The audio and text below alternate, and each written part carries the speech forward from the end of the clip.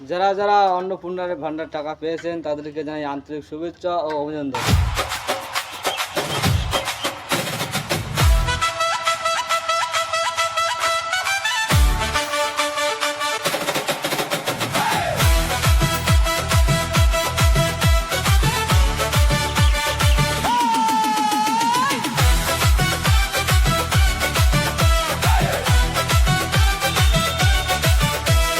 বৌদি আমার অন্নপূর্ণা টাকা পেয়েছে।